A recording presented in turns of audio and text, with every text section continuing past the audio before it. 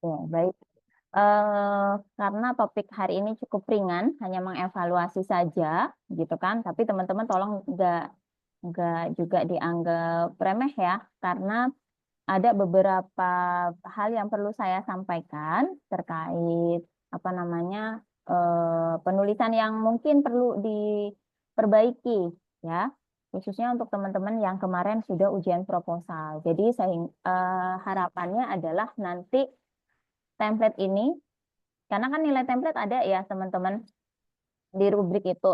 Jadi kita berusaha nilai template itu bisa memberikan nilai maksimal ya, sehingga nanti nilai ujian hasilnya itu lebih baik gitu. Nah, saya reminder lagi teman-teman terkait kalender TA ya. Nah, kalender TA ini kita sudah di di bulan April ya. Jadi ya memang hari ini itu awal masuk setelah libur Lebaran, Ramadan, Idul Fitri, gitu kan. Nah, di sini teman-teman kita harus ingat bahwa di bulan depan, bulan Mei itu 26 sampai 28 paling enggak hampir 1 bulan lagi ya, itu teman-teman harus sudah ikut atau menyelesaikan TA-nya dan mengikuti daftar ujian hasil gitu. Nah, untuk yang proposal kemarin belum ikut juga bisa ikut di bulan Mei ya.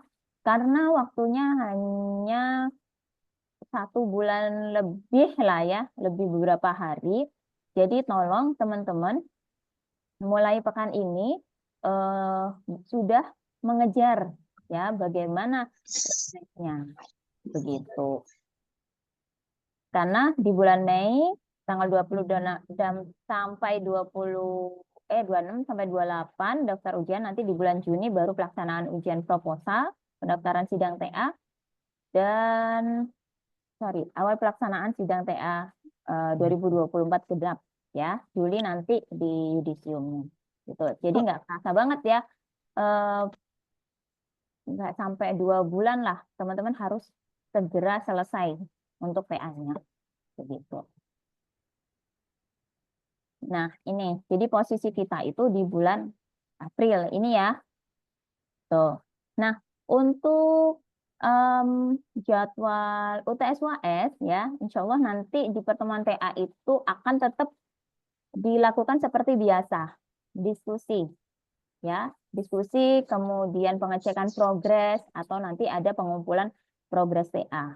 Begitu. Jadi, untuk apa namanya, di pekan UTS UAS itu tetap ada kelas ya. Kayak itu untuk teman-teman yang mungkin sekarang Bu saya alfanya sudah 3 nih ya, sudah saya ingatkan bahwa UTS dan UAS itu tetap ada jadwal gitu, jadwal atau kelas TA ya.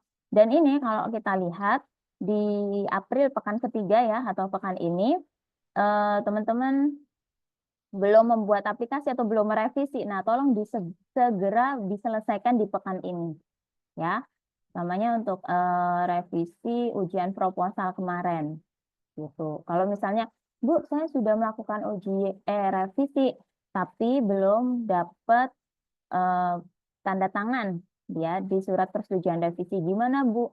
Jadi pekan ini tolong teman-teman bisa menghubungi dosen penguji dan dosen pembimbing terkait ya.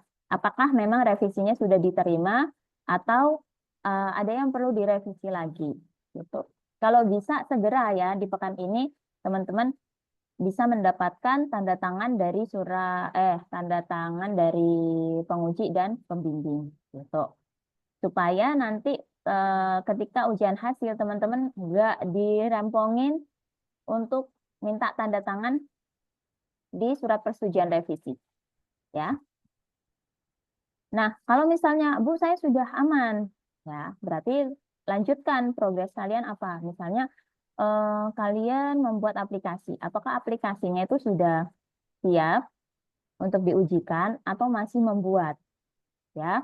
Karena paling tidak teman-teman itu pekan ini kan pekan 1, 2, 3, 4, 5 ya. Ada sekitar 5 pekan teman-teman itu harus menyelesaikan naskah bab 45 abstrak, kemudian teman-teman harus menyelesaikan aplikasi, kemudian melakukan pengujian. Nah, seperti itu ya, pengolahan data. Gitu. Jadi, 1 bulan lebih seminggu gitu ya, teman-teman harus fokus untuk mengerjakan, menyelesaikan TA ini. Oke. Nah, saran saya adalah teman-teman lebih aktif ya komunikasi dengan dosen pembimbingnya. Kalau bisa, kita daftar ujian proposal atau hasil kan di tanggal 26 ya. Teman-teman itu sudah menyerahkan progres lengkap ke dosen pembimbing di tanggal 19 Mei gitu. Biar ada spare waktu 1 minggu sebelum pengumpulan. Ya, spare waktu itu adalah untuk dosen pembimbing cek kesesuaian naskah, ya, kesesuaian hasil, dan tidak terlalu terburu-buru.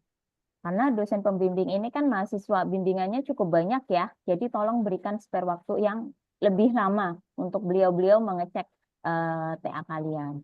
Dan jangan sampai misalnya tanggal 26 sampai 28 ini mengerjakannya. Mengumpulkannya ya untuk ikut apa namanya ujian hasil. Nah, teman-teman baru menyerahkan naskah lengkapnya di tanggal 26. Kemudian nanti ngejar-ngejar dosen pembimbingnya untuk segera meng-ACC di tanggal 27 gitu kan. Kasihan ya, gitu loh. Apa namanya? Kemudian nanti minta tanda tangan persetujuan revisi di tanggal 28. Nah, itu ya. Jadi tolong teman-teman ada waktu sendiri dan di manage ya, janjian dengan dosen pembimbingnya masing-masing. Untuk idealnya pengerjaannya itu seperti apa, ya, sehingga tidak membebani teman-teman dan dosen pembimbing, begitu. Cukup jelas, teman-teman, sampai sini? Atau ada kendala?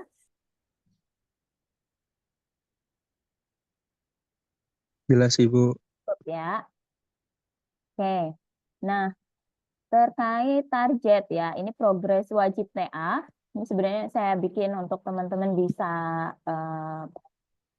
aware gitu kan, bahwa Maret kemarin kita sudah ujian proposal.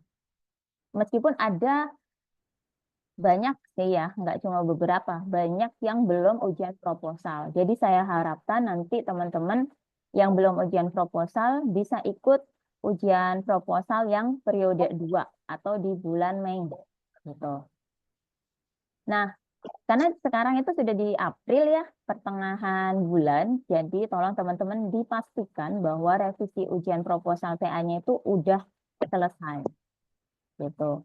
Kemudian, kalau bisa, tanda tangan surat persetujuan revisi ke dosen penguji dan dosen pembimbing itu juga sudah dapat, udah disimpan gitu ya dalam bentuk soft copy. Kemudian, progres pengerjaan bab 4 nih, teman-teman. Udah bikin aplikasinya, udah melakukan pengumpulan data, dan mulai penyusunan hasil penelitian. Karena bab 4 ini memang satu bab, tapi pembahasannya cukup detail, jadi kemungkinan banyak apa namanya harus men-screenshot gambar, harus meng-screenshot apa namanya hasil pengolahan data. Nah, semua gambar dan tabel yang disajikan di bab 4 itu harus dimaknain, ya. Semua tabel dan gambar di bab 4 itu harus dimaknain atau dijelaskan. Ini gambar apa, ini tabel apa, ini hasilnya apa, seperti itu. Jadi nggak hanya meng-screenshot, ya cuma di screenshot aja, ya itu nanti nilainya akan minus, begitu, nggak maksimal. Ya, jadi meskipun satu bab ini pengerjaan satu bab, tapi ini adalah bab penentu. Bagaimana hasil penelitian kalian? Gitu. Jadi tolong nanti segera dikejar ya progresnya. Oke. Di bulan Mei 2025 ya, ini maksimal memang harus tanda tangan surat persetujuan revisi ke dosen penguji dan dosen pembimbing ya. Kemudian bisa progres pengerjaan bab 4, teman-teman juga bisa turun lapangan, melakukan pengujian dan penyusunan hasil pengujian. Penyusunan bab 5 abstrak juga harus selesai di bulan Mei ya, paling enggak di pekan kedua gitu. Karena pekan keempat nanti sudah mulai pendaftaran ujian hasil TA 2024-2. Kemudian nanti Juni pelaksanaan ujian proposal akhir TA. Kalau nilainya itu minim 70 dan di atasnya, nah teman-teman bisa ikut sidang akhir. Kalau enggak, gimana Bu? Saya nggak tahu ya kebijakan di TI ini, tapi sepertinya adalah kalau misalnya Bu Tiffany lagi baik nih ya, prodinya lagi baik, boleh ada waktu mengulang. Tapi kalau misalnya waktunya terlalu mepet, nggak ada waktu mengulang, jadi teman-teman harus mengikuti apa namanya nilai apa adanya itu yang digunakan ya. Jadi harapan saya sih memang teman-teman nggak ada yang mengulang ya, diusahakan nilainya minim 70 lah atau lebih, itu lebih baik karena untuk mengejar nilai akhirnya supaya maksimal itu nggak terlalu berat gitu. Oke. Nah, cukup jelas teman-teman? Ada pertanyaan? Cukup Ibu. Oke ya. Nah, sekarang, nah, udah sampai mana nih progres TA-nya? Oke, di sini ada yang bisa sharing sudah sampai mana progres TA-nya? Ada yang, wait.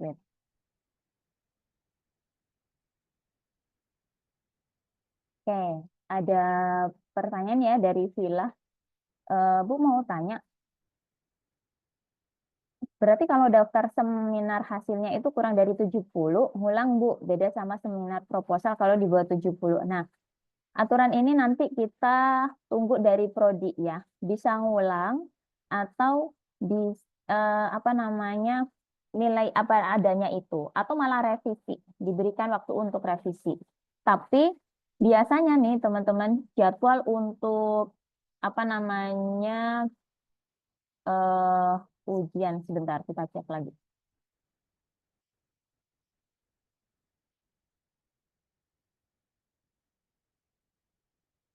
Oke, kita lihat di sini ya teman-teman ya.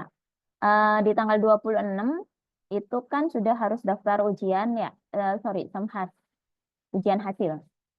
Tanggal 26 Mei sampai 28 itu pendaftaran seminar hasil. Nanti di tanggal 2 Juni ini pelaksanaan ujian hasil TA. Pelaksanaan ujian hasil TA ini by naskah ya, jadi tidak perlu teman-teman itu menyiapkan PowerPoint. Gitu. PowerPoint presentasi nggak perlu ya untuk ujian hasil. Nah, ujian hasil ini tanggal 2 sampai 7 ya. Kemudian tanggal wait. Aduh, sudah di reminder Bu Sally juga. Bimbingan pelaksanaan pendaftaran. Oh, tanggal 16 sampai 18. Nah, ini pelaksanaan sidang TA. Pendaftaran. Oh, oke. Jadi gini teman-teman, tanggal 26 sampai 28 teman-teman ini sudah harus daftar ujian hasil ya. Tanggal 2 sampai dengan 7 Juni itu dosen penguji akan cek TA-nya gitu. Biasanya teman-teman itu dapat nilainya sekitar di tanggal 9 atau 10 ya. Hanya ada berapa waktu nih? 1, 2, 3, 4, 5 lah ya. 5 hari untuk merevisi gitu kan. Untuk merevisi atau bagaimana ya. Karena di tanggal 16 sampai 18 Juni itu sudah harus daftar sidang TA. Daftar sidang akhir TA. Ya. Kemudian pelaksanaannya Oh, tanggal 19 ya. Tanggal 19 nanti verifikasi TA oleh BAK. Pelaksanaan sidang TA-nya itu di tanggal 30. 30 sampai 12 Juli. 2 minggu. Ya, 2 minggu ini baru sidang akhir TA yang teman-teman harus presentasi. Gitu. Jadi, saya nggak tahu ya, belum ada informasi kebijakannya seperti apa kalau seminar proposal itu nilainya di bawah 70. Tapi tolong usahakan nilainya yang aman ya, 70 atau lebih begitu. Cukup bisa dipahami teman-teman? Ya, Bu. Oke, sebentar. Oke, ada yang masih develop produk, tolong segera ya teman-teman. Develop produk, karena kalau develop produk kan sekarang bulan apa nih? April ya, minggu ke paling enggak pekan ini, pekan depan ya. Kalau pekan inilah maksimal bisa selesai. Kemudian, oh ya, kemudian di 2 pekan kemudian kan harus tes ya. Pekan selanjutnya harus pengujian, kemudian belum nanti naskahnya ya. Jadi tolong nanti bisa di manajemen waktunya dengan baik ya. Fadlur Rahman. Nah, oke. Hijri lagi mau nyebar kuesioner, oke. Jadi kalau yang mau turun lapangan, cari responden, segera ya. Tergantung sih kamu apa namanya respondennya perlu banyak atau enggak. Nah, itu disesuaikan dengan apa namanya waktu yang tersedia juga. Gitu. Oke. Ahmad Fajar saat ini sedang dalam tahap pengumpulan data responden untuk TA. Berapa jumlah responden yang ideal? Nah, untuk jumlah responden ideal itu sebenarnya tergantung ya teknik sampel apa yang kamu pakai Fajar kalau kalau dari sisi ilmu sosial ya. Karena apa namanya? eh, kadang ada perbedaan. Jadi tergantung backgroundnya ya. Kalau background ilmu sosial itu pasti kita menggunakan teknik pengambilan sampel apa. Nah, kira-kira respondennya butuh berapa? Itu ada hitungannya sendiri. Tapi kalau misalnya dari teknik, biasanya ya, biasanya ada yang bilang hanya 3, hanya 5. Nah, seperti itu. Tapi dasarnya apa saya juga nggak tahu. Gitu. Ya, jadi kalau misalnya kamu sesuaikan aja nanti. Wait. Oke. Ini kalau Fajar, kamu respondennya di mana? Aman, Bu. Sejauh ini sudah ada 17 responden. Saya ingin membuat aplikasi perumahan warga gitu, Bu. Berarti respondennya warga perumahan itu? Betul, Ibu. Seperti itu. Ada berapa? Udah ada 17 sejauh ini, Bu. Termasuk ada remaja dan juga orang dewasa. Gini. Kalau saya bisa kasih masukan ya, Iya, Fajar. boleh, Bu. Hmm, Jadi kamu tentukan populasimu tuh ada berapa banyak gitu. Kamu nanti teknik pengambilan sampelnya apa? Kamu sudah tes itu belum? Sepertinya belum deh, Bu. Diskusi dengan dosen pembimbing terakhir gimana? Itu belum diskusi terkait pengumpulan responden. Heeh, Iya, belum ada, Bu. Paling insya Allah pekan ini sih, Bu. Baru mau diskusi terkait Oke. respondennya. Heeh. Oke, mungkin saya bisa spill dikit-dikit kali ya. Ini sebenarnya eh apa namanya materi untuk minggu depan. Saya akan apa namanya jelaskan. Tapi coba saya spill dikit-dikit dah. Udah saya buka belum ya?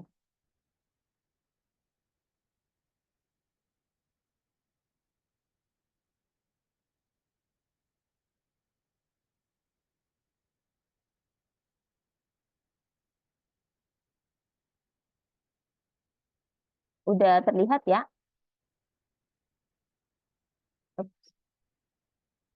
Sudah, Bu. Jadi kalau minggu depan kita bahasnya ini pengumpulan data dan teknik pengambilan sampel ya.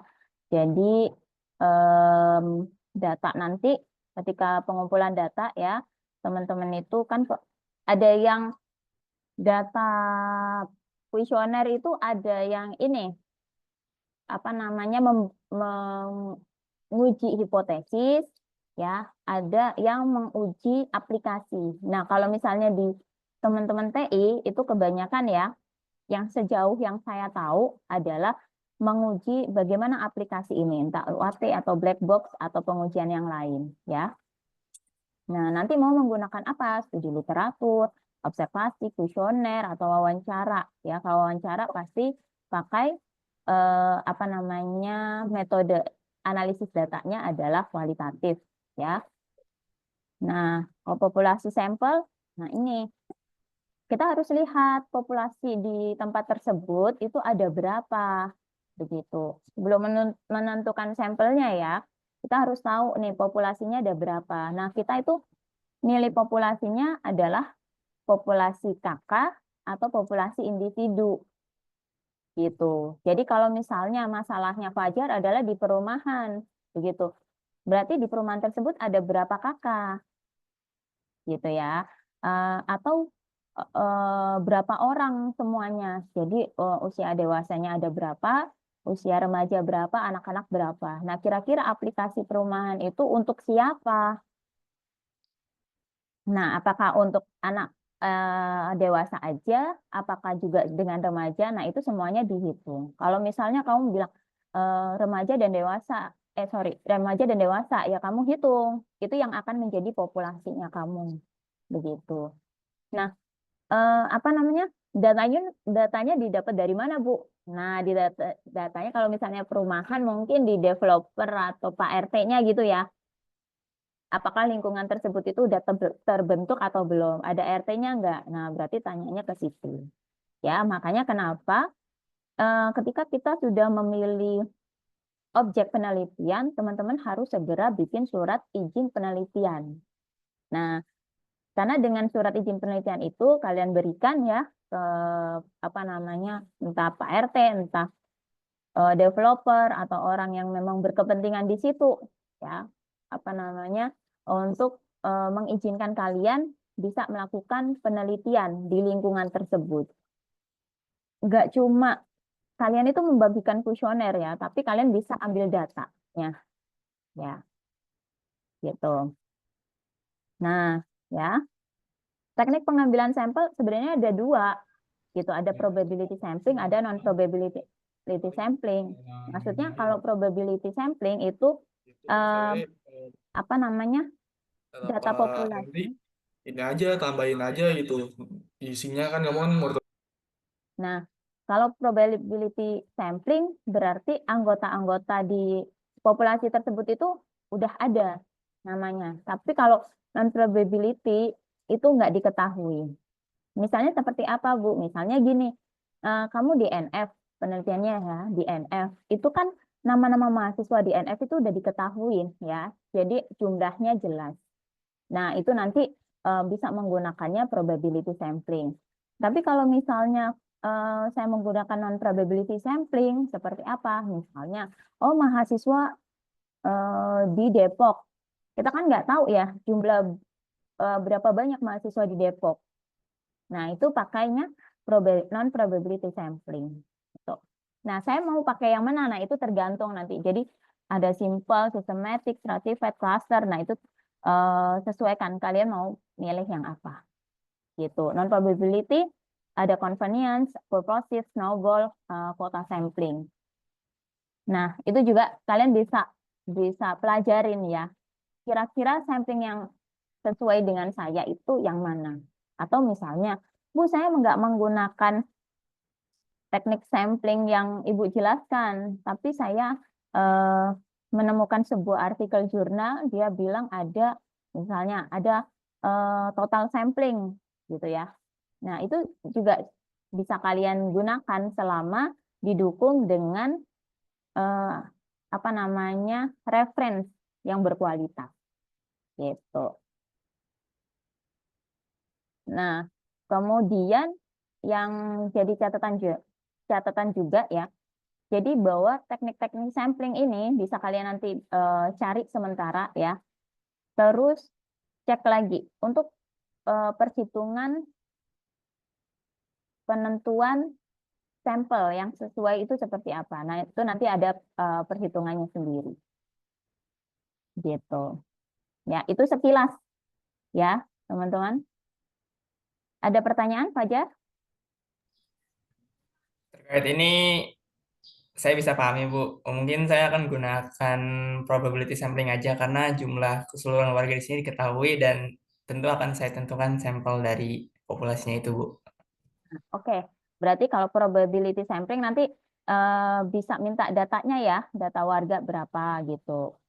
Nah, nanti kamu sesuaikan aplikasimu itu untuk siapa, dewasa atau remaja. Dan kalau bisa nih teman-teman, ketika kita menyusun kuesioner, kalian itu punya data demografis.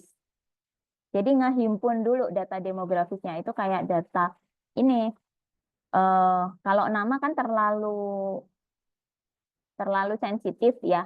Jadi data di situ tuh kadang ada nama, tapi bisa di skip namanya, bisa ganti inisial. Kemudian usia, pekerjaan, jenis kelamin. Kemudian kalau misalnya aplikasi itu masih berkaitan dengan apa namanya penghasilan, bisa diberikan pertanyaan tentang penghasilan gitu. Kalau misalnya tadi ya contohnya adalah data dari Fajar, Bu, saya sudah menyebarkan kuesioner, terus saya dapat 17 responden. Nah, misalnya nih 17 responden itu dewasa ada berapa, Fajar? Sejauh ini yang saya dapat ada 12, Ibu. 5-nya Eh, remaja. usianya kamu cantumkan nggak? Ada, Bu. Dari Nah, saya pakainya itu di kuesioner rentan 40 sampai 50. Seperti itu. wait, kamu remajanya usia berapa? Remajanya 20 sampai 30. Berarti ini ya kamu 20, 30, 34, sorry, 20, 30, 31, 40 gitu.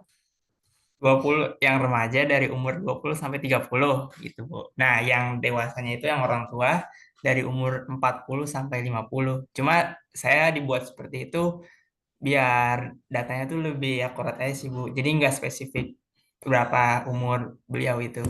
Hmm, Oke, oke. Kalau saya bisa saran, gini, Fajar, ketika kamu bikin kuesioner, em, gimana ya? Data demografis itu idealnya adalah kita cari di artikel rujukan, sebenarnya begitu. Tapi kalau misalnya kamu langsung pakai usia gitu ya, tentang usia. Kamu lihat usia remaja di Indonesia itu, kata pakar itu mulai dari usia berapa sampai berapa gitu. Misalnya ya, 20 asumsinya adalah mereka ada yang sudah mulai kerja gitu kan. Ya, dia mulai bekerja. Nah, kamu pakai rentannya berapa? Misalnya 20 sampai 29, 30 sampai 39, kemudian 40 sampai 49, 50 sampai 59, atau nanti bisa di atas 59 gitu. Jadi di kuesioner kamu itu nggak lompat-lompat gitu. Jadi memang semua usia kamu tuliskan gitu. Nah, sebenarnya ya hasil penelitian ini nanti itu masuk di analisis gitu. Jadi ketika kamu analisis hasil kuesioner, datamu gitu kan, hasil data demografis diketahui bahwa misalnya sebanyak 50 responden gitu, 30 orang perempuan gitu ya, 20 laki-laki. Terus nanti 25 orang ini statusnya sebagai pekerja swasta gitu. Nah, 25 orang ibu rumah tangga ya. Kemudian usianya. Nah, 10 orang usianya 20 sampai 29, 5 orang usianya 30 sampai 39. Itu. Nah, di setiap hasil itu nanti akan dimaknai, Fajar. Harusnya gitu. Berarti yang sejauh ini saya lakukan itu benar ya, Bu, dibuat rentan umur seperti itu. Betul, betul. Tapi nggak lompat ya. Iya, Bu. Heeh.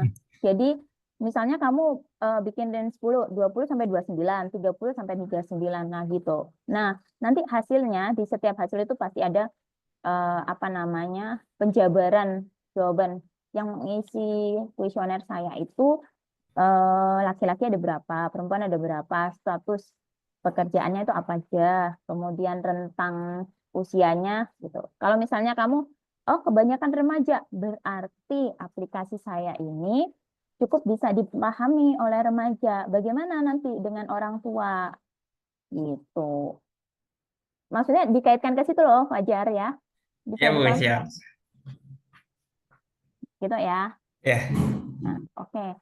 Eh, sedikit sedikit kita membahas pertemuan yang akan kita bahas di pekan depan ya, teman-teman. Mungkin ada pertanyaan? Ya, Ibu, Zaki, silakan. saya izin bertanya, Bu. Kalau semisal dari penjabaran identifikasi hasil kuesioner saya jabarkan di bab 4, apa diperlukan lagi, Bu, untuk ditambahkan link dari kuesioner Google Form tersebut di lampiran, Bu? Sebentar. Sebenarnya kalau di gini. Kalau di TA itu ya tergantung sih penulisannya itu seperti apa. Kalau bisa jangan linknya, kuesionernya. Jangan linknya. Oh, oh. Berarti Kuesionernya, berupa gambar, Bu? wait. Hasilnya aja kalau di bab 4. Oh, hasil aja. Mm-mm. Tapi kalau kuesionernya, ya kuesionernya itu misalnya kamu menggunakan pertanyaan demografisnya apa, kuesionernya untuk menjawab variabel A, variabel B apa, itu bisa dituliskan di bab 3. Bab 3 nanti kan kamu pasti membahas ini, metode analisis data penelitian ini berupa kuesioner.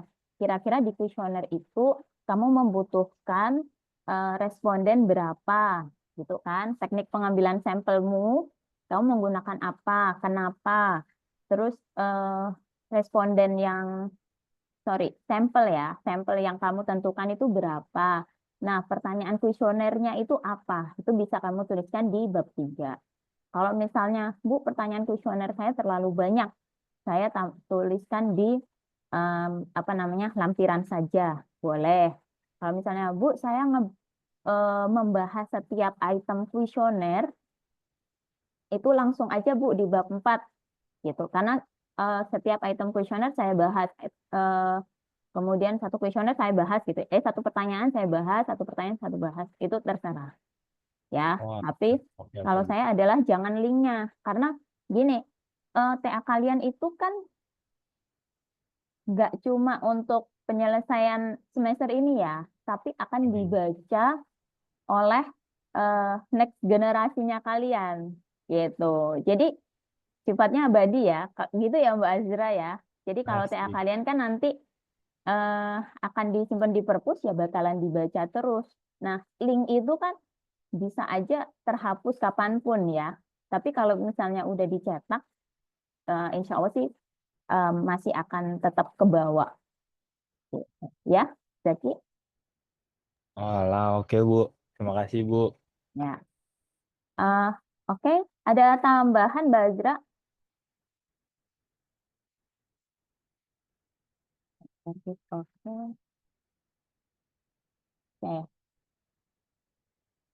Nah, ya. Ada pertanyaan lagi, teman-teman?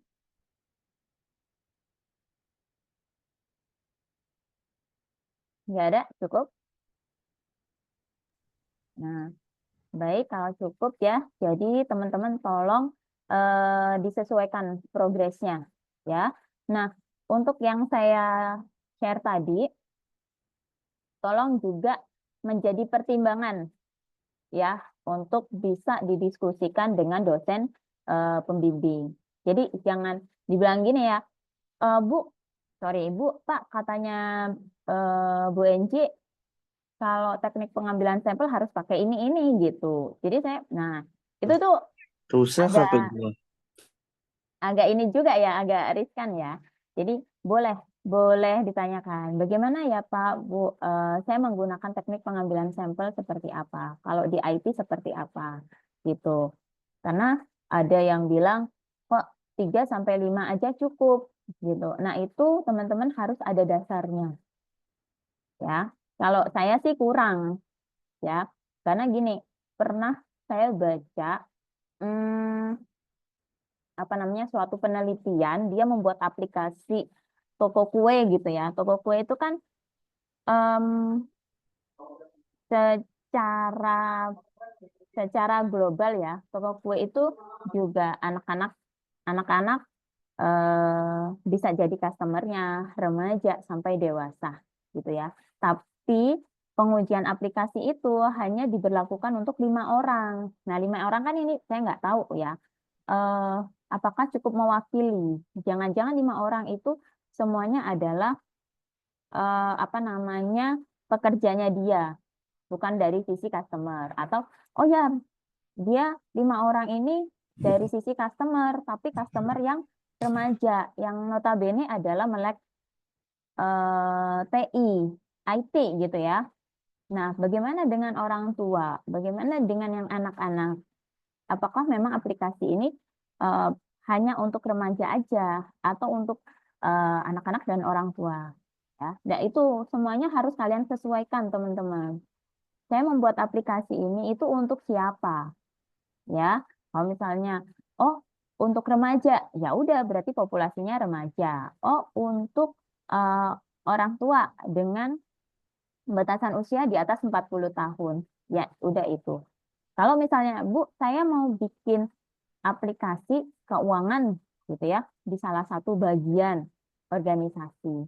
Nah, di situ itu hanya ada 5 orang, Bu. Saya menggunakan apa namanya tesnya untuk siapa? Ya udah, berarti untuk 5 orang itu. Teknik pengambilan sampelnya pakai apa? Berarti pakainya total sampling atau semua apa namanya anggota populasi itu menjadi sampel kalian. Ya, tapi pemilihan itu tetap harus ada referensinya, ya, kata pakar. Sehingga ketika kalian nanti ujian TA ditanya oleh dosen penguji, gitu kan? Apa dasarnya kalian memilih teknik pengambilan sampel ini? Apa dasarnya perhitungan sampelnya? Nah, itu kalian bisa menjawab.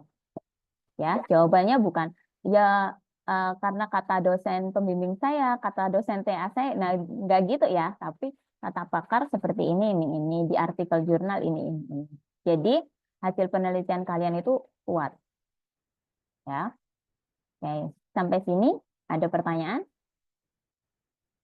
Bu, berarti teknik sampling itu dicantumin juga di bab 2, Bu? Apa cukup di bab 3-nya aja, Bu? Bab 3, teknik sampling mah bab 2 enggak? Kayak contoh misal definisi teknik samplingnya apa gitu kita nggak usah, Bu, Enggak, berarti. nggak usah. Langsung aja di bab 3. Oke, oke, Bu. Terima Ya. kasih, Bu. Banyak, ada beberapa yang mencantumkan teknik sampling atau apa ya di bab 2, tapi itu kurang pas. Ya, di bab 2 itu hanya mendefinisikan variabel-variabel yang kita pakai, teori kita pakai itu apa. Nah, untuk masalah analisis data, sampel, perhitungan sampel, metode apa namanya pencarian data itu semua ada di bab 3, metode penelitian gitu ya. Jadi gimana cara kita ngelakuin penelitian ini, siapa yang jadi sampel kita itu semua ada di bab 3. Jadi lebih tepatnya kalau teknik pengambilan sampel ada di bab 3. Kuesioner itu juga bisa di bab 3 gitu.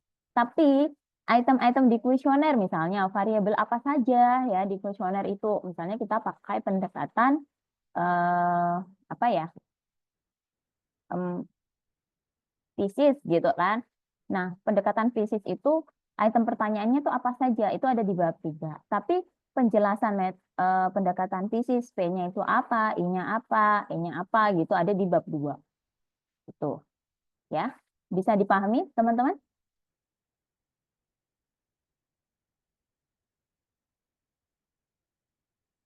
Bisa ya. Kalau misalnya nanti ada pertanyaan bisa ditanyakan ke saya atau nanti langsung ke dosen pembimbingnya. Nah, oke, ada pertanyaan lagi?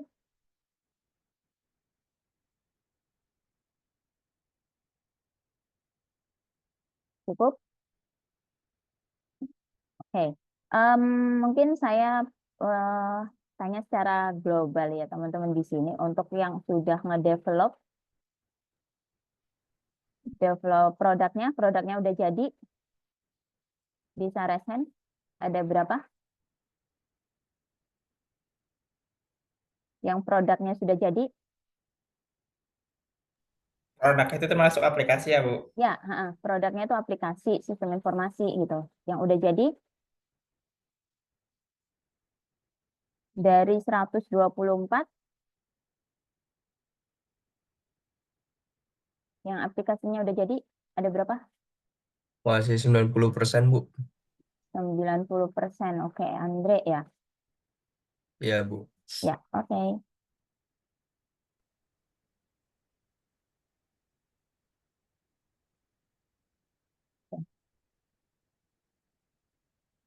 Oke.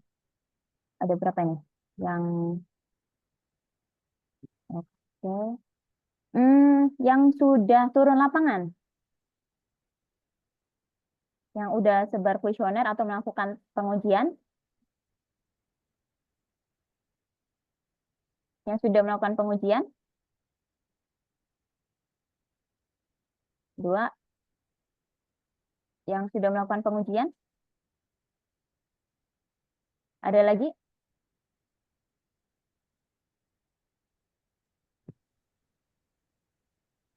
Melakukan pengujian?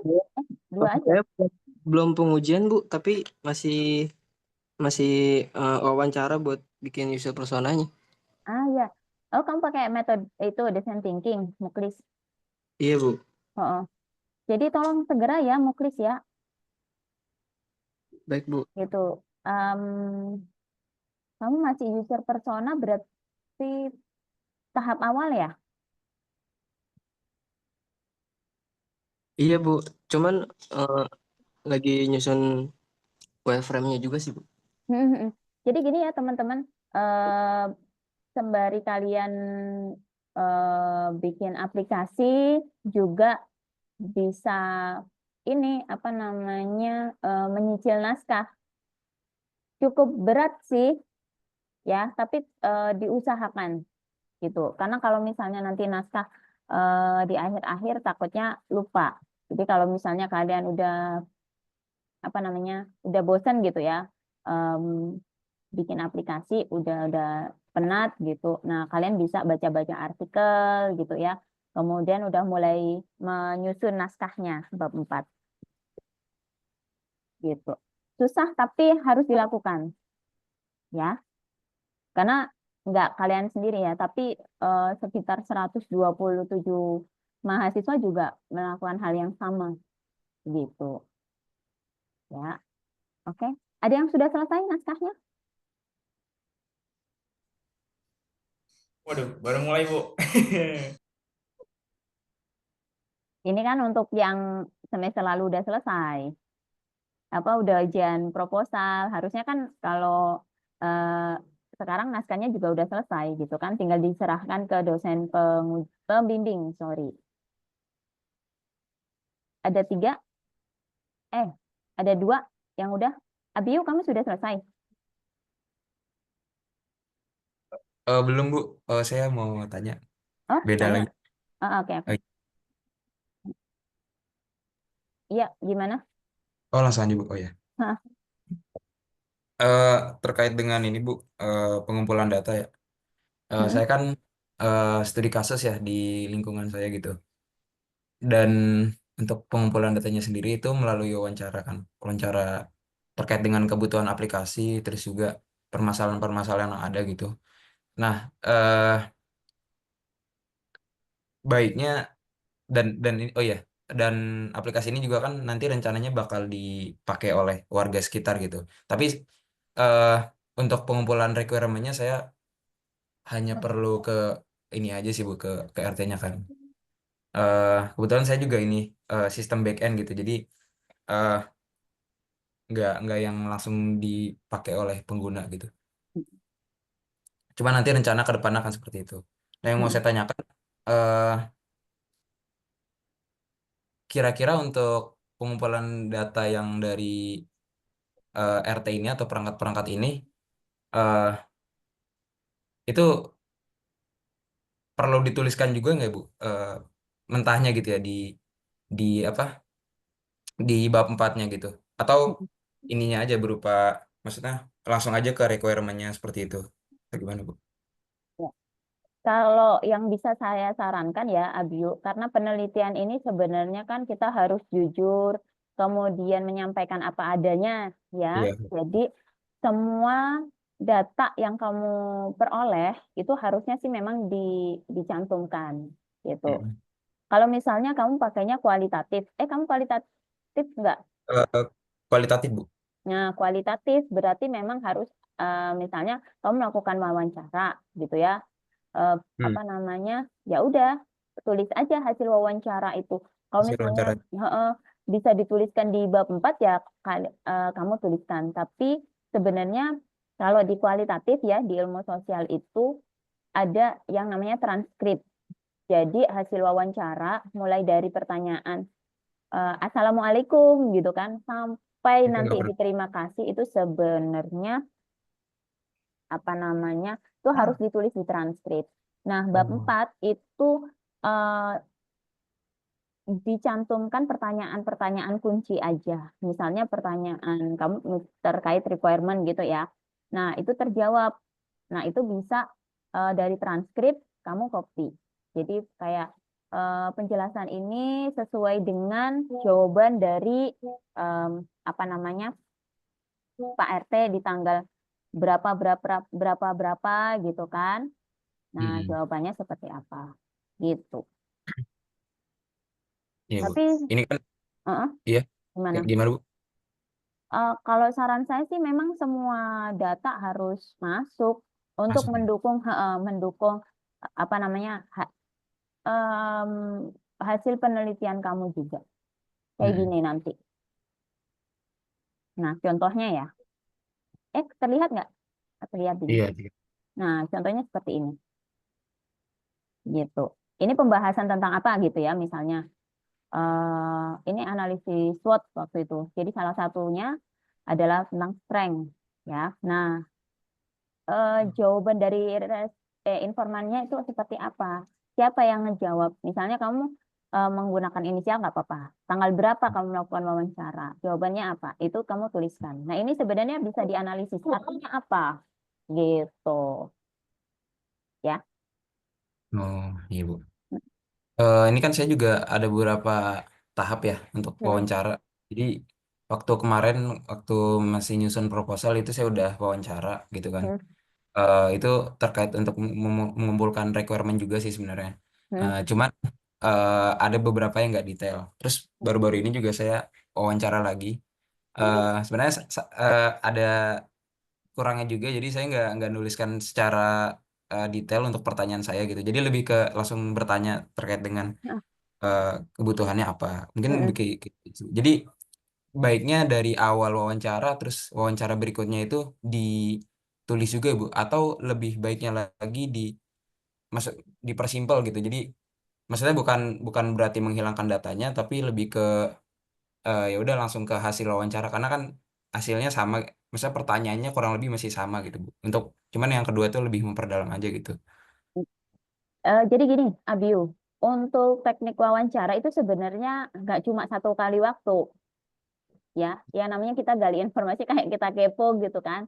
Em, Sekarang tanya, oh kayaknya ada data yang kurang. Besok tanya lagi ya nggak apa-apa. Dengan orang yang sama ya nggak apa-apa. Asal informannya kamu itu bersedia, ya.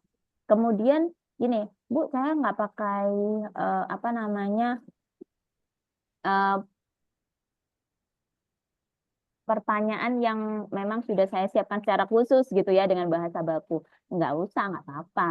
Kalau kayak gini kualitatif itu kan lebih pada ngobrol sebenarnya. Ya ngobrol. Yang penting adalah inti jawaban dari informan ya. Yang penting itu kamu dapat begitu. Jadi kalau misalnya kita lihat nih ya di sini.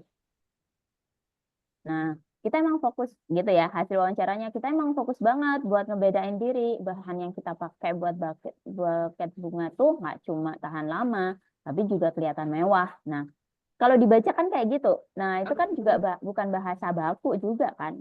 Kadang gini, jawaban responden gini, kita misalnya ya, gue mah emang fokus ya sama kualitas daripada kuantitas. Nah, itu tulis aja ya, karena si importnya jawab gua lo ya tulis aja seperti itu gitu. Bahasa-bahasa yang ini asal bahasanya sopan ya, nggak yang eh apa namanya, bahasa yang nggak sopan juga jangan ya, tapi bahasa yang memang dia jawab seperti apa gitu. Jadi kesan di kualitatifnya bukan bukan kayak wawancara formal, ya udah santai aja gitu. Yang penting jawabannya apa namanya, jawaban yang kamu cari itu terjawab gitu, Abiu. Sorry, iya Abiu ya. Iya, oke. Nah, terus kalau misalnya Bu, saya melakukan 10 kali wawancara, ya boleh, terserah, tergantung apa namanya, apakah memang data yang kamu peroleh itu sudah cukup atau kurang. Kalau masih kurang ya udah wawancara lagi, asal informan kamu itu juga apa namanya bersedia ya. Iya, Bu. Nah, nanti tinggal tinggal tulis aja, misalnya hasil penelitian tentang apa gitu ya, requirement dilakukan pada tanggal berapa berapa berapa, jawabannya seperti apa. Nah, itu kamu tulis gitu ya. Jadi memang kalau kualitatif itu eh, nggak bisa. Idealnya sih tergantung ya, tergantung sedalam eh, apa namanya, peneliti itu menggali informasi dari informan. Kalau misalnya masih kurang ya udah besok lagi begitu ya. Tapi Oh, kamu pastikan jangan kebanyakan wawancara dan akhirnya nggak menyelesaikan bab 4 gitu ya. Jadi kamu misalnya dia bercerita tentang apa gitu kan, terus kamu eh, coba di stop gitu kan, terus tanyakan lagi pertanyaan pentingmu yang lain yang apa. Jadi apa ya, istilahnya adalah usahakan semua pertanyaan intim itu bisa terjawab meskipun dalam penyampaian yang santai ya. iya. Cukup bisa Ya, dipahami, Abiu? ya, sangat bisa dipahami, Bu. Mungkin saya perlu wawancara lagi kali ya. Soalnya kalau kemarin tuh saya benar-benar cuma dapat poin-poinnya aja gitu. Jadi mungkin lebih ke dapetin kalimat-kalimat kayak gininya gitu, Bu. Nah, gini Abiu, kalau misalnya kamu melakukan Permasalahannya, Bu, permasalahan utamanya. Heeh, kamu misalnya melakukan apa namanya wawancara lagi, ya bilang, punten Pak Bu gitu ya. Kemarin kalau Hmm. nggak salah salah dengar gitu kan, jawaban Ibu kalau pertanyaan apa namanya mengenai masalah requirement A gitu ya. Masalah ini Bapak bilangnya setuju. Setujunya itu gimana ya Pak? Nah, kayak gitu aja. Misalnya lebih Iya, ngegali lagi. Oh, kemarin iya. masih setengah nih, kurang dalam, ya udah, tanya lagi aja. Gitu. Kayak kayak kamu kayak gini. ehm, saya nggak paham ini. Bisa dijelasin lagi nggak? Nah, kayak gitu. Ya. Oke, Bu. Mm-mm. Terima kasih, Bu. Cukup, Abiu? Iya, cukup. Nah, oke. Bu izin Ah, bertanya lagi Bu, boleh Bu? boleh, Bang. Kalau untuk data kualitatif itu apa kan masuk pakai caranya wawancara kan Bu ya? Itu Mm-mm. hanya menampilkan user personanya aja boleh nggak Bu? Itu sebenarnya tergantung itu sih kebutuhan datamu, Muklis. Gitu. Misalnya kamu gini, saya melakukan wawancara Bu, tapi wawancaranya itu saya tampilkan di tabel user persona atau tampilan user persona gitu ya, ya boleh gitu. Tapi kalau misalnya kamu mau uraikan maksud dari hasil wawancara itu apa, kamu jelaskan dalam paragraf gitu ya, dalam apa namanya uraian paragraf, kemudian nanti kamu simpulkan di user persona itu juga boleh ya. Jadi kalau menurut saya sih itu tergantung gaya penulisan masing-masing peneliti. Dan mungkin nanti tergantung pada dosen pembimbing. Ya, kadang ada yang bilang, susah, terlalu banyak data, ya udah langsung user persona aja, ya monggo silakan. Tapi kalau saya kan lebih detail, lebih bagus ya, sehingga kalau misalnya penguji itu akan bertanya dasarnya apa, oh dasarnya jawaban ini Pak, begini. Tapi kalau misalnya kamu ya udahlah bikin user personanya aja langsung, ya udah nggak apa-apa, begitu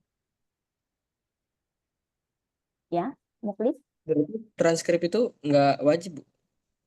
Transkrip atau Kalau saya sih kategori. wajib ya, kalau saya gitu, karena itu apa namanya, data penelitian itu kan penting ya, maksudnya lebih penting gitu loh, dan itu data yang nggak terbantahkan, dan jawaban transkrip itu kan data nggak terbantahkan. Nah kalau dulu ya kata dosen saya, transkrip wawancara itu adalah emas gitu kan. Kalau kita itu data penelitian yang paling penting. Nah, kan sayang kalau nggak dipakai. Padahal sudah dapat data segitu banyaknya. Ya. Kemudian ketika data transkrip itu dimasukkan ke dalam naskah TA, itu bisa meminimalisir plagiasi.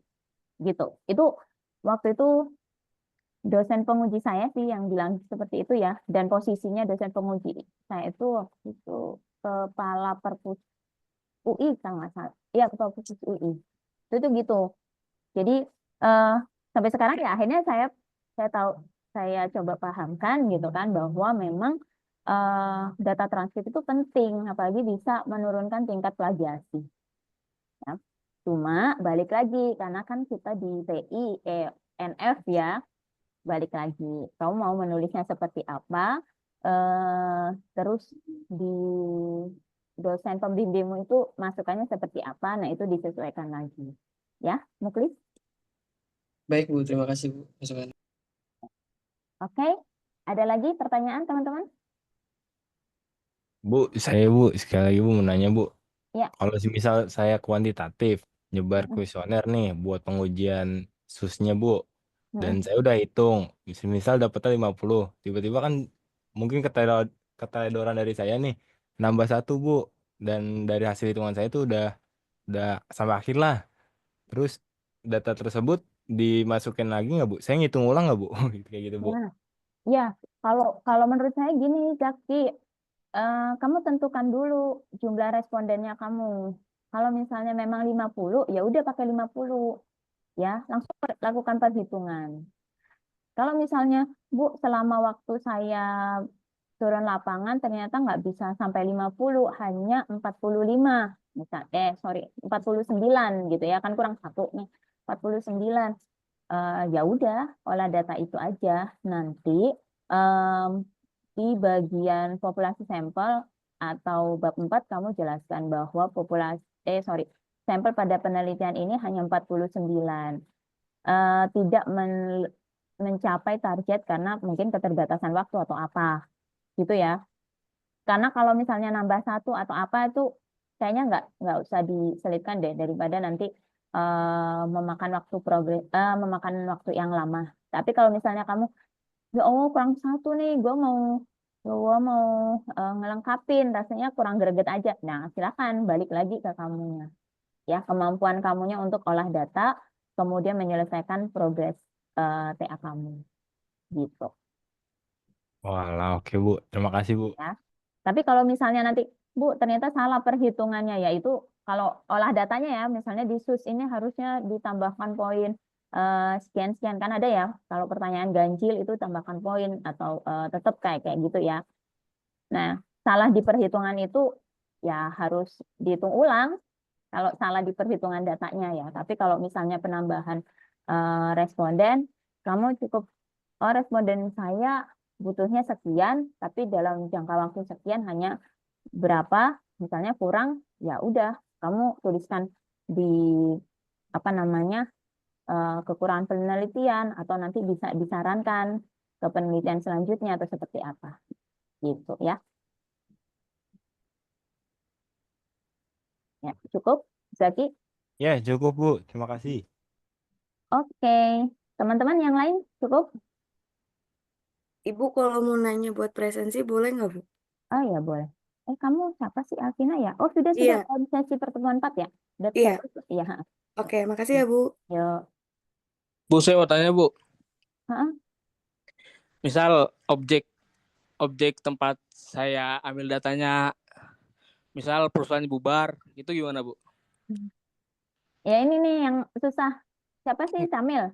Ya, Eh, kalau perusahaannya udah nggak aktif lagi, saya sarankan ke dosen pembimbing aja ya. Gimana enaknya? Ah. Gitu. Karena saya nggak tahu nih kebijakannya seperti apa. Kalau karena kan ya perusahaannya nggak ada, terus ngapain dong dilanjutkan gitu. Kalau misalnya ganti lokasi lain memungkinkan nggak gitu ya? ya. Heeh. Cuma lebih jauh, lebih detailnya kamu bisa discuss sama dosen pembimbingmu. Siapa? Dosen pembimbingnya, Camil? Pak F. Rizal. Pak F. Rizal. Pak F. Rizal susah nggak ya dihubungin? Ngechat sih, kalau ngechat pasti dibalas, Bu. Oh, oke.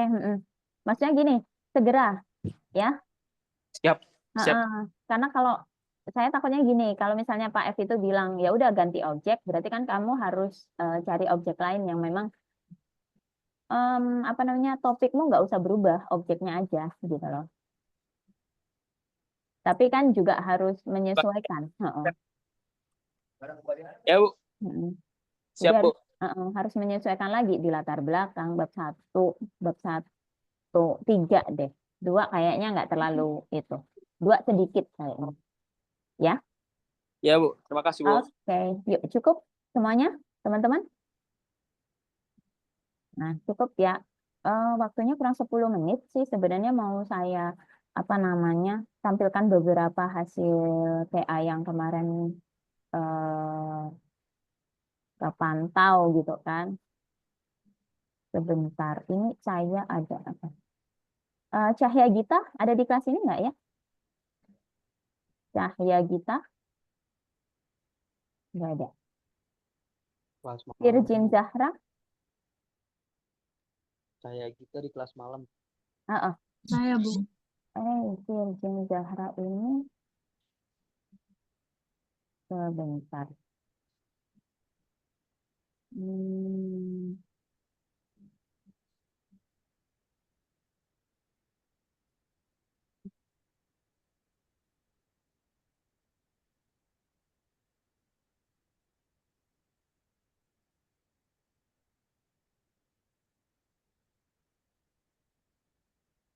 Kemarin nilainya aman ya, Virgin Zahra ya? Aman, Bu.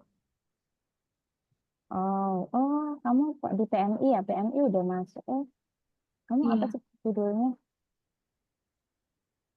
Rancang bangun informasi. Oh, di Palang Merah Remaja. Ya. Sudah melakukan revisi? Revisinya udah belum? Virgin Zahra. Iya, Bu. Kamu udah itu, revisinya udah selesai? Belum.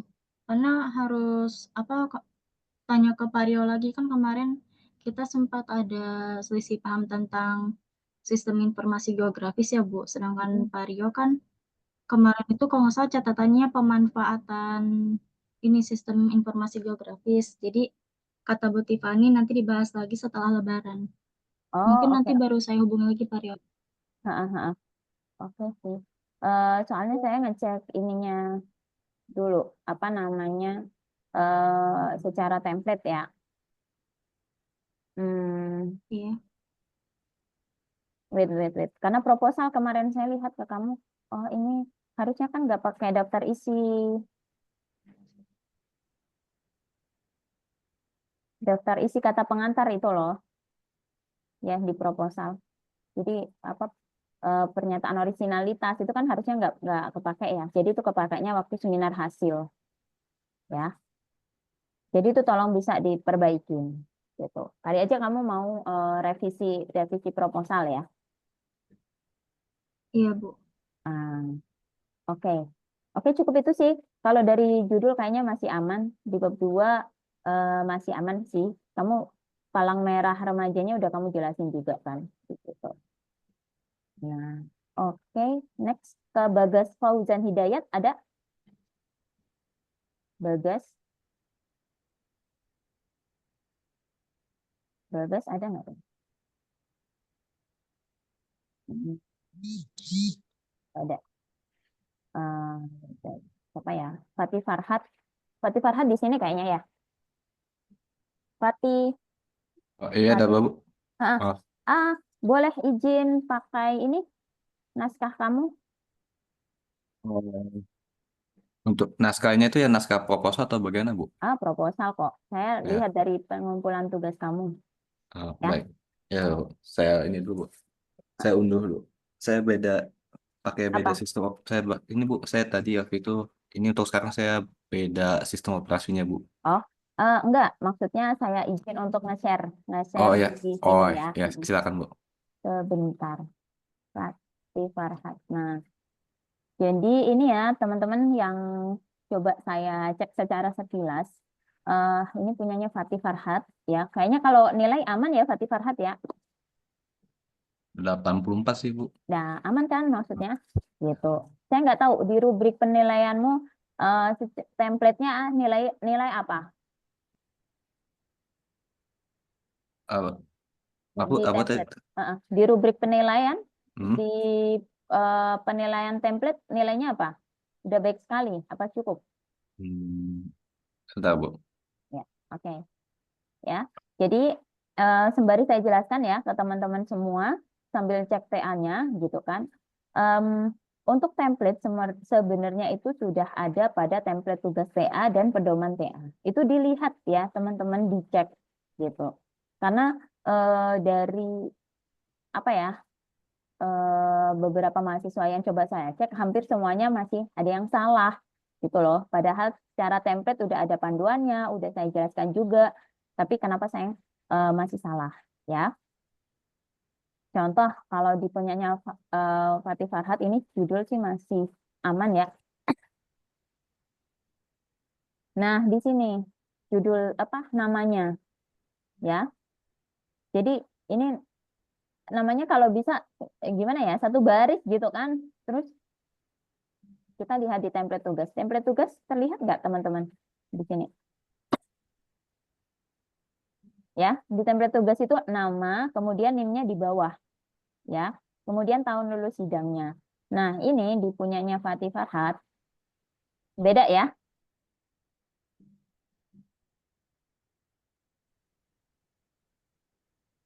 Ya, Fatih Farhat dan yang Iya lain. Bu.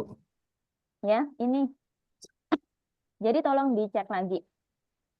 Ini sih mungkin bisa saya langsung sambungkan ke Mbak Azra gitu kan. Mbak Azra yang biasanya nge-handle di perpustakaan ngecek TA ya. Banyak nggak sesuai ya Mbak Azra ya.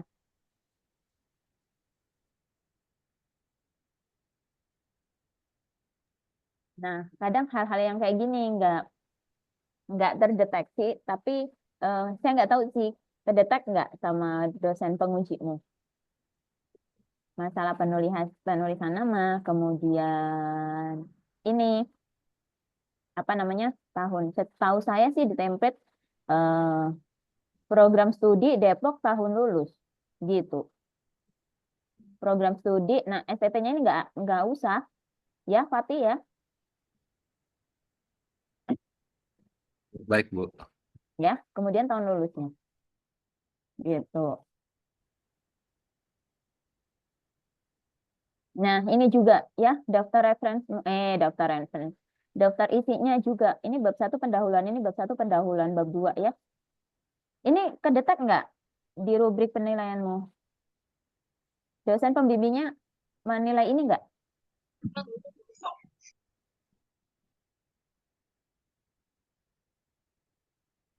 Iya. Sebetulnya ini Bu terdeteksi Bu. Saya Nah, baca. ini. Kamu sudah revisi? Lagi saya revisi Bu. Nah, ya ini ya. maksudnya jadi temuan deh, ya, kayak gitu. Daftar pustaka, gitu. Dan teman-teman yang lain ya, tolong juga dicek, gitu. Karena banyak yang masih belum sesuai sama template. Nah, ini karena di perpustakaan itu jatuhnya adalah kok TA lulusan 2025 yang katanya masih ada template, ada pedoman, kok masih salah gitu loh. Nah, ini dikhawatirkan adalah akan dicontoh oleh adik-adik angkatan kalian. Jadi tolong ya, kita dari prodi itu membuat pedoman template TA itu bukan tanpa alasan ya. Supaya apa? Supaya terstandar semuanya. Di perpustakaan nanti hasilnya bagus, rapi gitu ya, semuanya by template dan terbaca. Jadi jangan bikin pedoman sendiri ya. Nah, ini kan sebenarnya hal yang sepele tapi berdampak pada nilai kalian gitu ya. Cukup ya, Fatih Farhat, sedikit aja sih.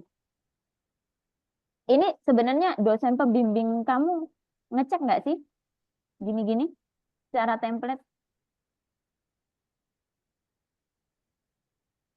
Fatih? Apa tadi? Oh Kalau ini Bu, Eh, dosen pembimbing ngecek nggak? ini Bu ngecek Bu, coba Dosen pembimbingnya siapa? Pak F. Rizal Zaida Bu. Oh ya, oke ya. Karena masih banyak beberapa nggak cuma Fatih aja ya, ada beberapa yang juga salah gitu. Ya, ini juga Abiu. Abiu, Iya ya. Bu. Abiu juga ini ya. Kalau saya nih dari judul kamu gitu kan, dari ini sudah nggak sesuai sama template-nya, template TA. Nah ini dia ada tahunnya ya. Padahal sekarang template TA-nya udah langsung tahun lulus, nggak ada bulannya. Ya, terlihat nggak? Iya terlihat Bu. Ya. Mm-mm. Ya, jadi ini. Kemudian ini kamu rancang bangun res api sistem informasi rukun tetangga platform satu warga. Oh, ini nama platformnya ya? Ya namanya sih satu warga Bu. Cuman dicantuminnya platform satu warga karena eh, targetnya dari studi kasus yang sekarang saya teliti itu juga bisa diaplikasikan ke wilayah lain gitu Bu. Mm-mm. Jadi kita namanya platform. Ya nggak apa-apa. Maksud saya ini nama aplikasinya kan platform satu warga gitu loh. Nama sistem Mm-mm. informasinya ya. Iya Kemudian Bu. Desa Bojong Nangka Kabupaten mungkin di titik ya.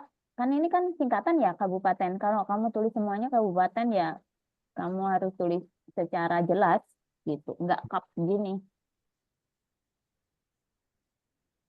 Kap titik Bogor ya.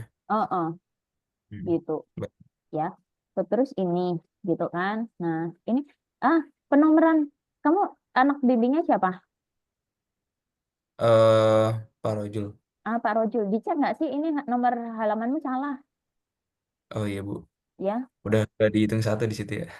Nah, ini Nah, ini Iya. pendahuluan kan harusnya kalau proposal kan cover daftar isi terus itu Hmm. ya. Nah, ini ya Iya Bu, emang apa belum saya benerin sih Bu untuk formatnya. Cuman kemarin tuh ya eh, prioritasnya yang penting ini dulu deh, apa namanya, eh, selesai bab 3 terus penulisan intinya dulu selesai gitu. iya. Sambil saya pelan-pelan. Heeh. Nah, ini juga kamu Iya, apa namanya? Di hitam ya. iya. Itu yang belum Ini. saya. Bu. Nah, iya, ya, pengujiannya Go Fiber Postman penelitian terkait. Ini kamu di mana tempatnya? Lokasinya di mana? Lokasinya di wilayah saya Bu. Nah, itu harusnya ada tempatmu, misalnya ke desa Bojong. Mana ini kamu? Ada Bu Desa Bojong, udah dijelaskan di bab 2. di bab 1 Bu, di latar belakang sih. Maksud saya gini, kalau di bab 2 ya teman-teman semua itu harus dijelaskan juga profilnya secara detail. Desa Bojong Kabupaten Bogor itu tempatnya di mana, terus punya apa namanya populasi orang berapa gitu loh ya. Jadi lebih detail. Misalnya gini, penelitian kamu tuh di STTNF. Nah, di STTNF itu harus profilnya, kemudian jumlah mahasiswa, jumlah dosen, jumlah itu semuanya ada. Nah, ini juga gitu. Maksud saya sih gitu ya. Tapi kalau Pak Rojil gimana? Eh, Kalau Pak Rojul kemarin mungkin nggak terlalu memperhatikan ya Bu ya untuk formatnya. Lebih ke penulisan-penulisan aja gitu. Nah, kamu nanti bilang, tanya Pak Rojul ya. Pak Rojul, ini ada masukan gitu kan. Ini ada masukan dari Bu Enci. Kalau misalnya saya di bab 2 itu menambahkan tentang profil lokasi. Jadi tentang misalnya gini, Desa Bojong. Desa Bojong itu punya berapa RT gitu ya. Terus, Eh, nah, ada berapa RT kira-kira nanti itu. Kemudian di Desa Bojong itu pokoknya semua profil tentang Desa Bojong lah gitu. Nah, itu kamu bisa apa perlu dibahas detail di bab 2 atau cukup di bab 1 gitu. Kalau saya sedikit perjelas di latar belakangnya aja gimana Bu? Misal eh, Desa Bojonangka adalah desa yang terletak di ini. Mungkin saya buat paragraf baru misalnya seperti itu. Kalau kalau saya itu sebenarnya lebih diperjelas di bab 2. Karena bab 2 Dua ya. itu kan isinya tinjauan literatur ya. Jadi kajian literatur. Jadi semua yang perlu didetailkan itu semua ada di situ. Meskipun di bab 1 ada. Tapi lebih jauh dijelaskan itu di bab 2. Tapi kamu bisa tanyakan ke Pak Rojul juga ya. Kalau saya sih gitu. Ya. Jadi Baik. orang itu bakalan baca di tempatmu, dia bakalan tahu, oh profil Desa Bojong itu ada misalnya ada berapa RT, tapi kamu hanya mengambil satu RT saja. Kenapa? Alasannya apa? Begitu. Ya, misalnya RT tersebut itu di lingkungannya kamu, sorry, bukan di lingkungannya kamu. Mungkin RT-nya ada kendala atau apa, begitu ya. Nggak Iya, bisa. kebetulan seperti itu Bu. Iya, kayak gitu sih kalau menurut saya. Ya, tapi harus ada penjelasan lebih detail di bab 2 kamu. Begitu. Ya, cukup Pak Biu ya. Ya Bu, terima Nah, kasih. oke, karena sudah jam 10 lebih ternyata. Sama ini teman-teman, ini sebenarnya punya siapa? Oh, Cahya tadi ya. Jadi ternyata masih ada yang seperti ini. Judul ini kan harusnya huruf besar, tapi kenapa di sini itu kecil gitu kan? Kemudian penulisan program studi titik 2 kan kok begini gitu ya. Nah, ini kan nggak sesuai sama template gitu loh. Jadi tolong teman-teman di sini ya dicek lagi gitu. Usahakan hal-hal yang sudah diatur di pedoman TA, template itu semuanya sudah tertulis rapi di naskah kalian. Ya, jadi nggak ada. Karena ini sebenarnya kecil tapi berdampak pada nilai. Kalau misalnya kalian, kemarin sih saya hitung ya, kalau misalnya di rubrik itu dari template sudah oke, kemudian daftar isi sudah oke, daftar isi oke, citasi oke, semuanya oke tuh ada sekitar 20 lebih lah ya. 20 apa hampir 30 lebih poin yang kalian dapat gitu. Jadi tinggal nambahin lagi kan di bab 1, 2, 3 ya. Jadi memaksimalkannya di situ. Terus ada juga yang masih di sini ada tulisan judulnya, terus baru judulnya itu ditulis huruf kecil itu juga ada ya. Jadi kecil tapi berdampak. Oke. Jadi saya harapkan semua dicek masing-masing ya. Tolong kalau misalnya dosen pembimbing itu nggak mengecek itu, sudah saya jelaskan ya, sudah saya ingatkan, dicek kembali supaya apa? Nanti naskah kalian kesalahan ini tuh cukup stop ya, berhenti di angkatan ini. Angkatan ini harapannya udah apa namanya? Udah bagus semua ya, sesuai dengan aturan yang berlaku. Begitu. Oke, saya stop share. Nah, Oke, sebelum kita akhirin untuk kelas, ada pertanyaan mungkin?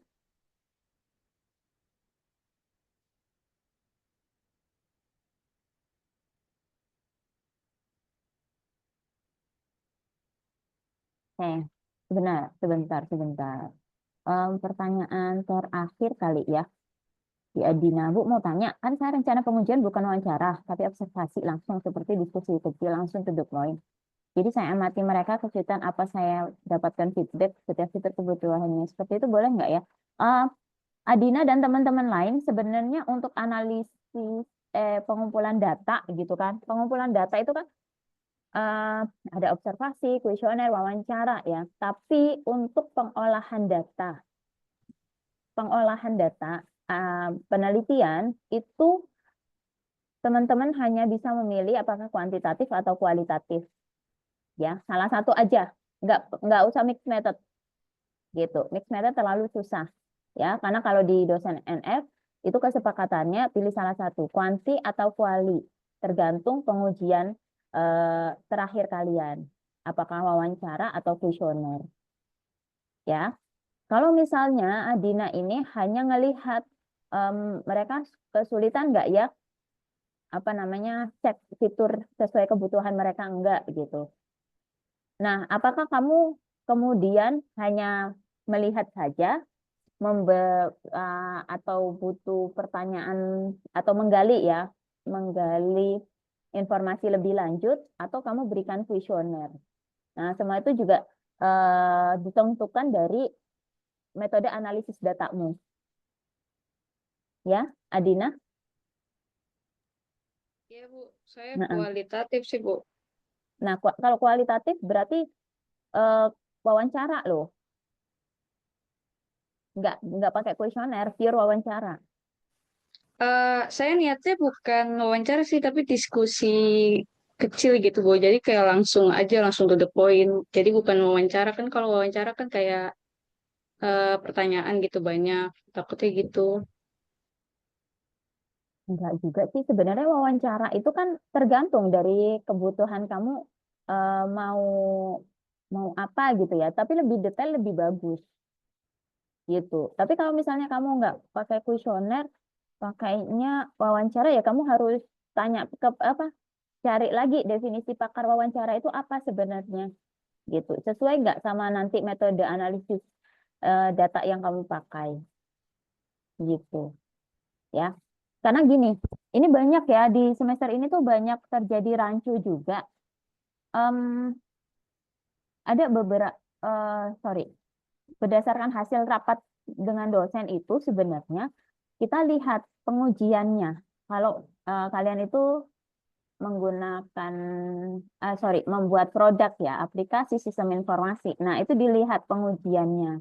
Apakah menggunakan kuesioner? Kalau kuesioner berarti pakai kuantitatif ya, entah UAT atau black box gitu kan. Tapi kalau misalnya menggunakan wawancara berarti kualitatif. Nah, seperti itu. Tapi menggunakan kuanti atau kuali, tetap saya sarankan adalah kalian harus mencantumkan kata pakar. Penelitian kuanti itu apa? Penelitian kuali itu apa? Gitu. Supaya apa? Ketika nanti ditanya oleh dosen penguji, waktu sidang akhir nih, kenapa kamu kuantitatif? Kalian itu nggak akan menjawab, iya kata dosen saya begini, kata dosen pembimbing saya begini. Nah, itu nggak boleh. Ya, jadi kalian harus benar bisa menganalisis. Iya, karena hasil pengujian di penelitian saya menggunakan pengujian misalnya ya UAT. Jadi saya menggunakan beberapa item-item pertanyaan yang memang bisa mereka jawab sekaligus untuk cek kesesuaian atau kemudahan mereka mengakses fitur-fiturnya, berhasil atau enggak. Nah, itu mereka sembari mengisi kuesionernya. Nah, itu kalau kuantitatif. Kalau kualitatif sih saya enggak belum pernah baca ya. Tapi Adina nanti bisa lebih lanjut diskusi dengan dosen pembimbing ya. Karena yang maju sidang nanti kan Adina, dosen pembimbing dan dosen penguji. Cuma saya memberikan masukan seperti itu. Ya.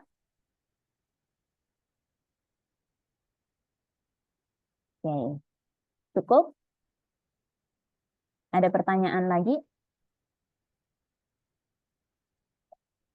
Oke, em, bentar, saya record dulu.